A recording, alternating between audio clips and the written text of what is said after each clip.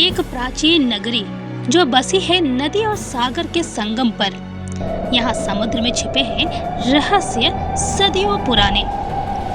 इस शहर में खड़ा है एक भव्य मंदिर जहाँ पूजे जाते हैं विष्णु के अवतार, और यहाँ लहराता है आस्था का ध्वज, क्योंकि ये है देवस्थान जहाँ रहते हैं श्री कृष्ण, द्वारका के भगवान, द्वारकाधीश।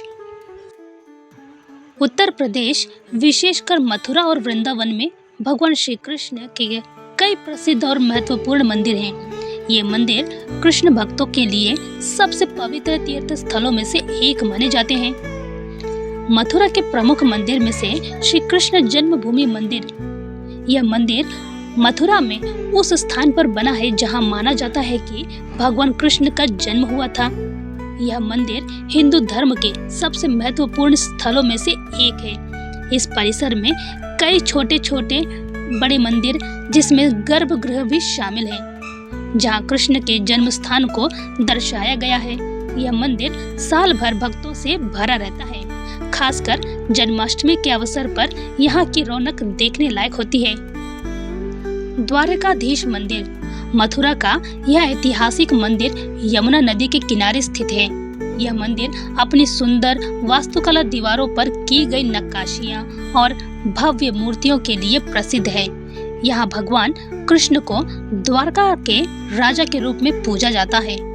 इस मंदिर में जन्माष्टमी, होली और हिंडोला उत्सव जैसे त्योहार बहुत ही धूमधाम से मनाए जाते हैं।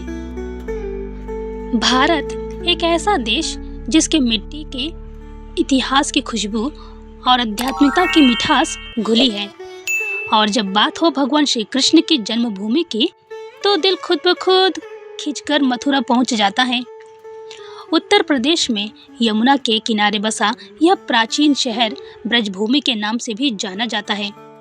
दिल्ली से महज 145 किलोमीटर दूर मथुरा न केवल हिंदुओं के लिए पवित्र है, बल्कि जैन और बौद्ध धर्म में इसका विशेष स्थान है। और रामायण में मथुरा को मधुपुर कहा गया है, जहां लवणासुर का वध राजकुमार शत्रुघ्न ने किया था।